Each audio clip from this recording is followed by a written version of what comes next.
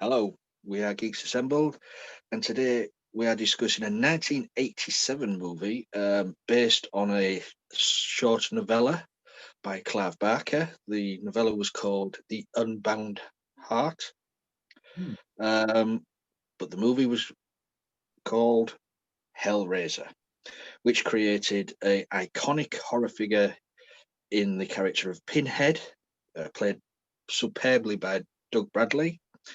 Um, so this one is it's a strange little movie, but it's got a cult following and it's spawned 8 or 9 sequels now. Oh, So as the wow. sequels go on, they're not that very good. So we'll just discuss this movie for now. The first one, the original Hellraiser. Opening thoughts then.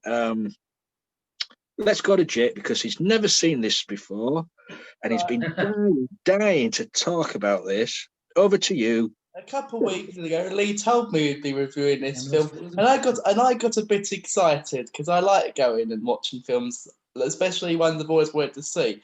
I never had the top chance to, because I thought I'll give Shudder a go because I know Hellraiser was on that. I'll tell you what, I've never been so blown away by a horror film in my life. I knew nothing about this film, legit nothing going into it. And it's probably my favourite horror film, or even the best horror film I've ever seen. It's even above The Descent for me now. Everyone knows how much I adore that film. That's also a great horror film. But Hellraiser combines everything that I love about horror into one movie. And obviously, I was already familiar with Claire Higgins from being in Doctor Who, so I would have known it was there even if I didn't look at the Wikipedia page. But it was a solid, good movie, and it's the first horror movie that didn't rely on jumps to scare the shit out of you. It was more body horror images, especially when all the hooks and everything. And obviously, we got Pinhead. I thought they were very good. Now, I like that we didn't see them that much because when you see something over and over and over again, it starts to get less scary. So, like what happens with Jason Voorhees, Michael Myers, the more you see them, the more less scared you get of them. But with these characters, you only see them like twice in like the film, and the way they arrive is so unique and scary. If I was in my attic and these walked out, I'd absolutely shit my knickers. And I love it. And it's just so good, and that's my opening thoughts. And I've got a lot to say in the next bit. Thanks, Jake.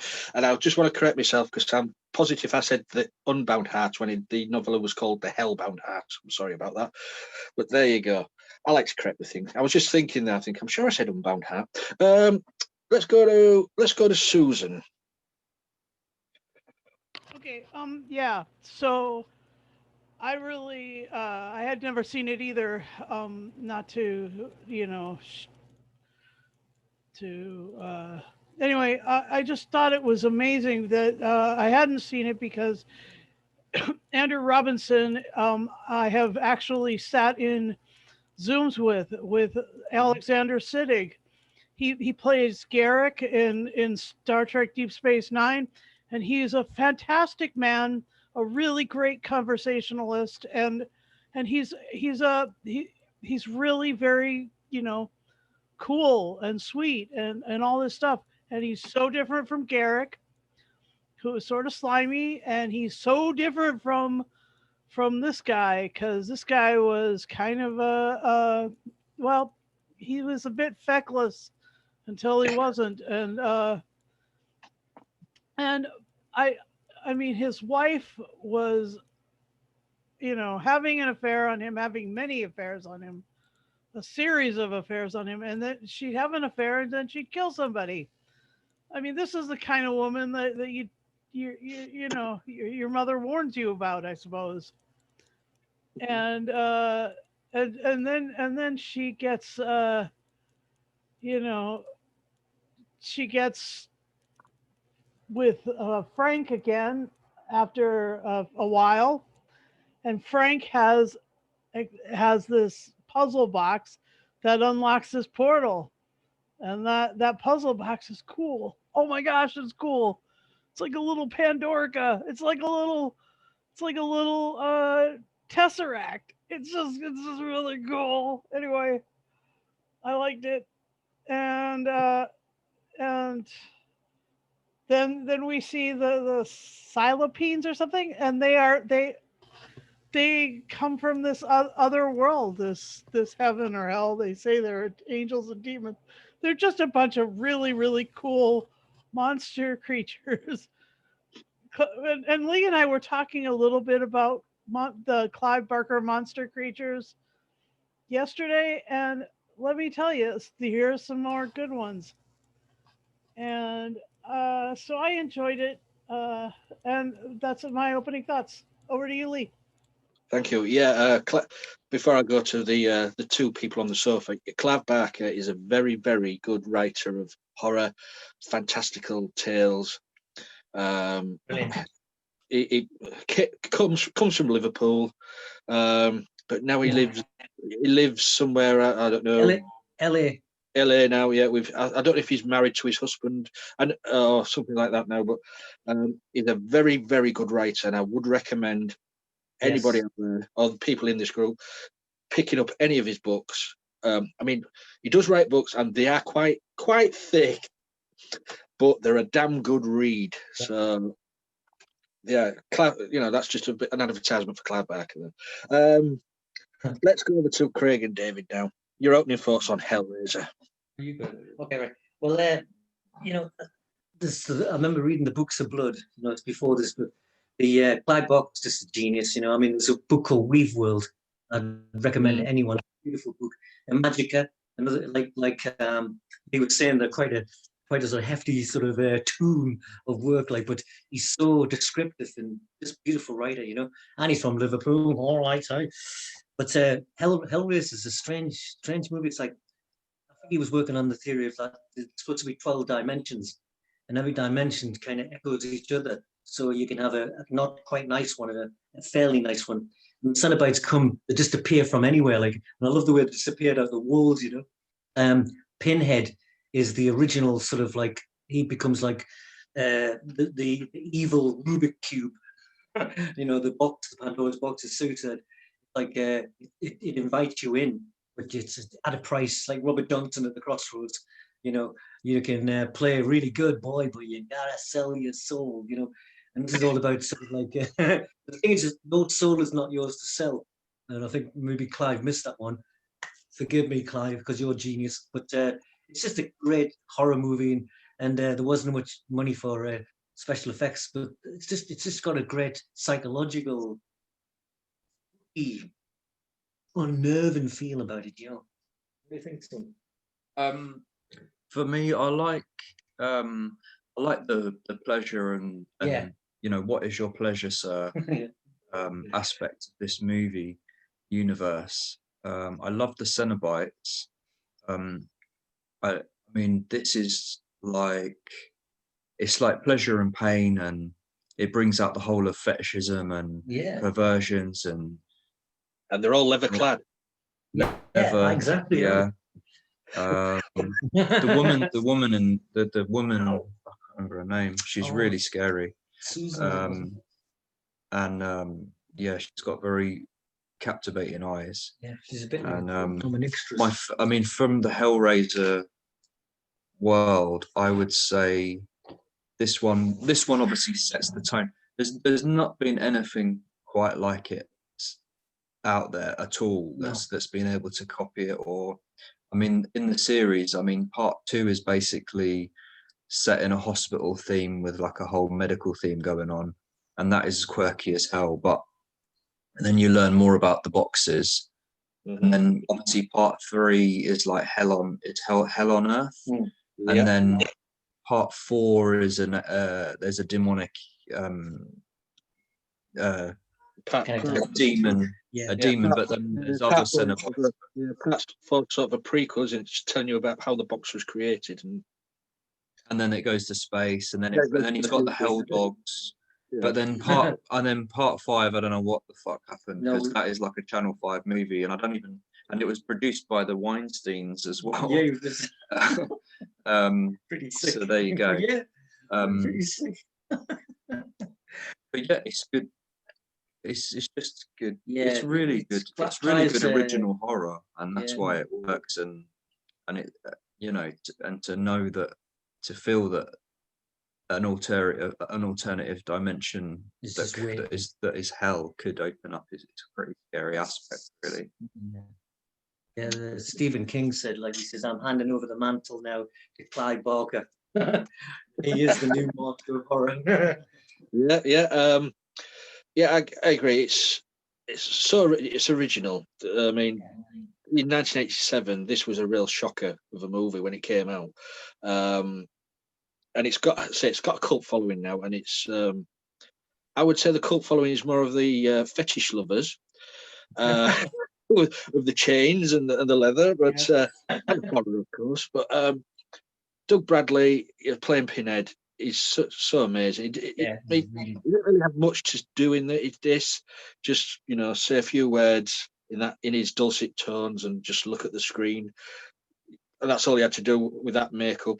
But it's set in England, and it's just getting to reinvigorate Frank, played by Sean Chapman, who as well was in another Doctor Who connection here, was in K9 and Company back in the early 80s. So Uncle Frank was in Doctor Who. But Uncle Frank is he's the villain of the piece in this movie. And of course, Claire Higgins. Those two, murdering these people to put more flesh on his body. But the makeup for Frank is just amazing. From muscle, from bones to muscle, until virtually he's nearly there, and then of course he's still cased his father's body. But it's just so iconic, and just the phrase like "come to daddy." It's just come to daddy. It's creepy. It's so creepy. It's just there's no crying. It's just a waste of suffering. We've such sights to show you. Just so simple phrases, but they stick in your head. It's so well done, and it's not much money to be put into the budget of this movie, but what they did with what they had for makeup effects was just amazing. It's a brilliant movie, and it still stands the test of time, I think. So we'll go favourite moments and things that you weren't so keen on. We'll go backwards, so it's David and Craig. Okay. While I sort out my cat. Right. Well, Sky's just whispered in my ear. His favourite part was when finally Frank's sort of getting his sort of body together. There was a part where he puts on a shirt, I think, and I was kind of a bit disturbed that he was getting blood on his collar, but then I thought, he's completely blood. There's no flesh holding them together anymore. But you're right. Frank's the real nasty piece of work in this, but it's like she gets intrigued. I forget the lady's name. She gets intrigued by him, because her husband is like pretty sort of like mundane or whatever, Julia. She gets intrigued. Yeah, Julia. That's it. We should have remembered that one.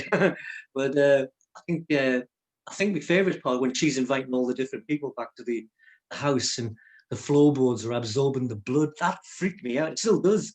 I'm a builder. Is the mattress in this one? No, I don't think the mattress might be actually. When the chains come out the wall with the hooks, that's pretty spooky. But all the old houses I've been working in, I'm always checking the floorboards now for blood ever since the Clive Barker movie. It's true, it really sticks in your mind, it's one of them iconic movies. I think my favourite scene is whenever hell opens up. Oh yeah.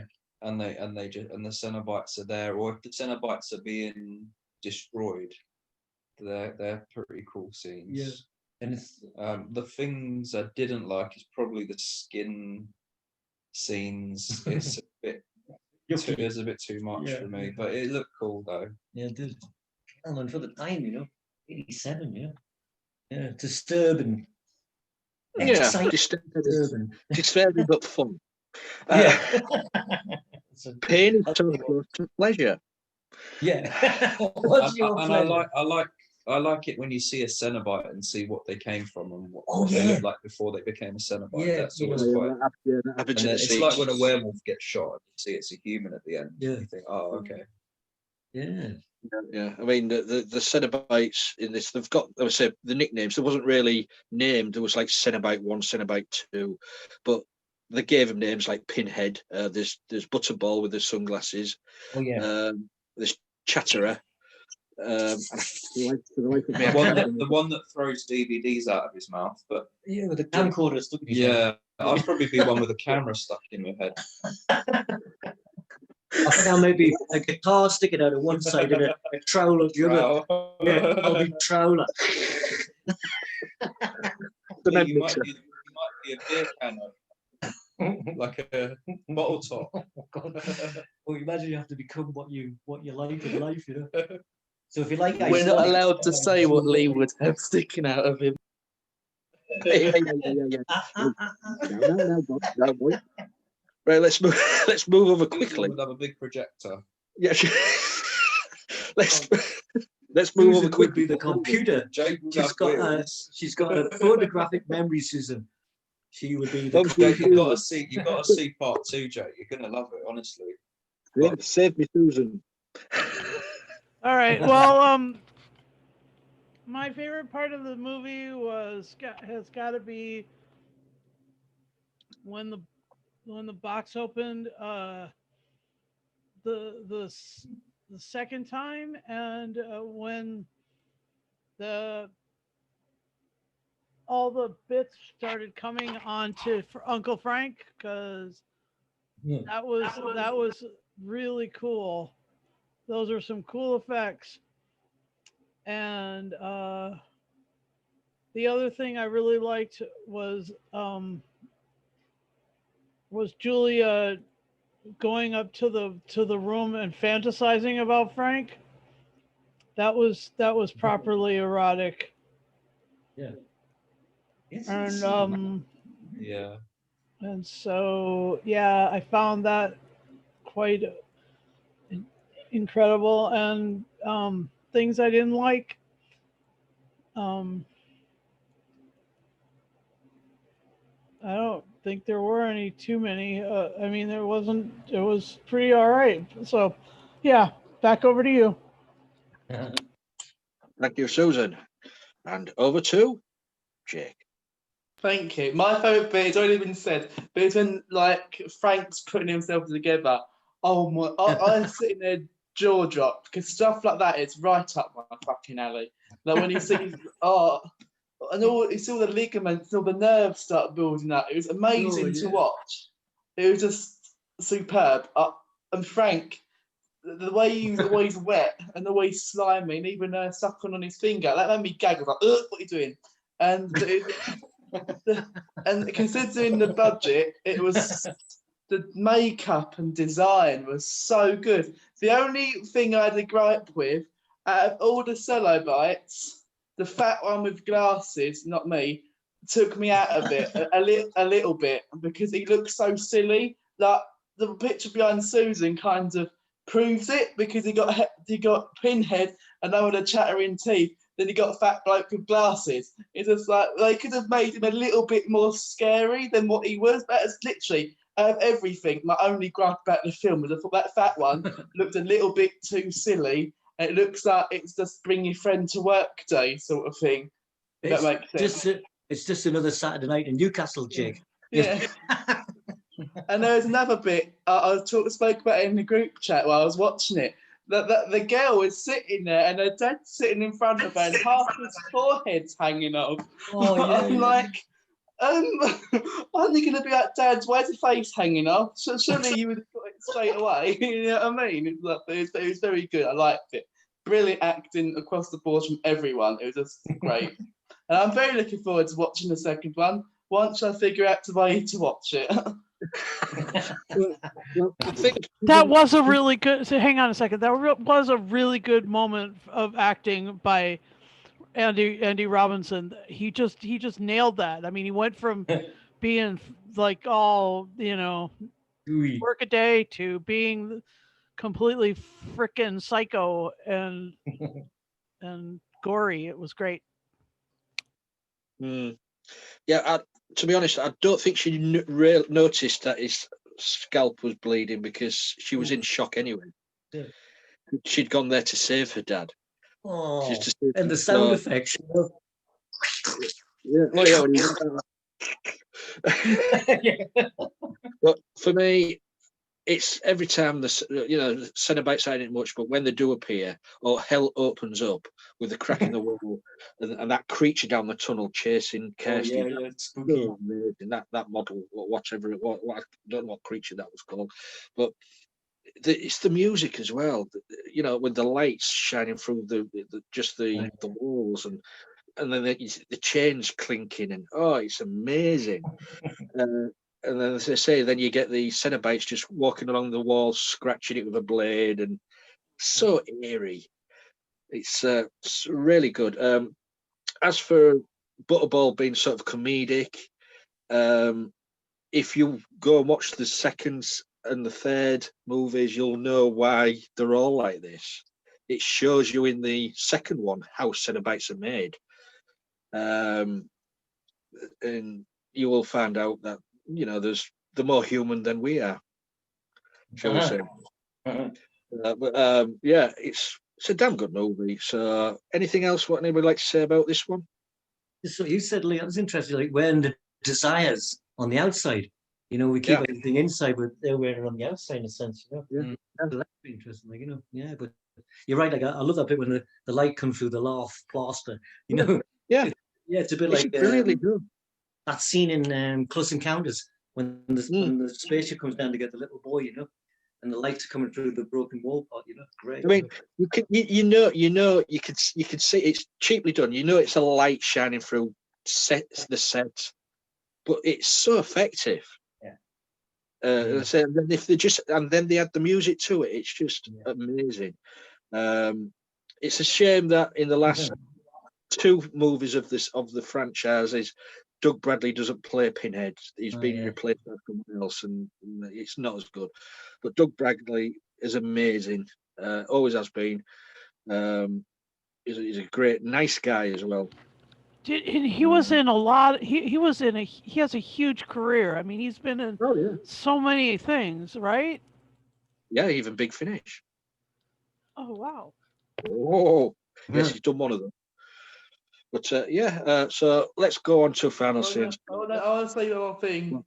Because I mentioned in the group chat, you got to see Frank's Willy. You don't really get to see the men's bit on movie. It's usually a woman's bit. That was a surprise. So he didn't get up for like a millisecond. Continually, as I had to include that there was a penis in it. He just lowers the tone every time. Yes, you see, Jake doesn't get out much, and when he sees a Willy on screen, that is it. He's off. There's no stopping him. What did Janet Lasagna think of this?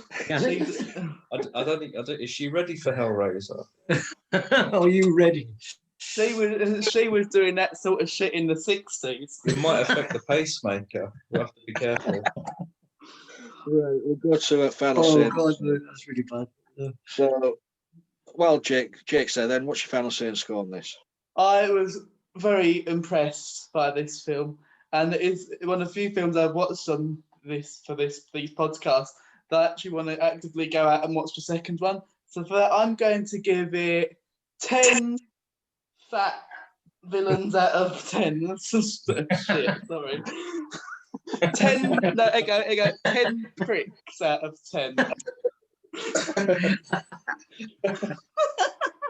10 pricks.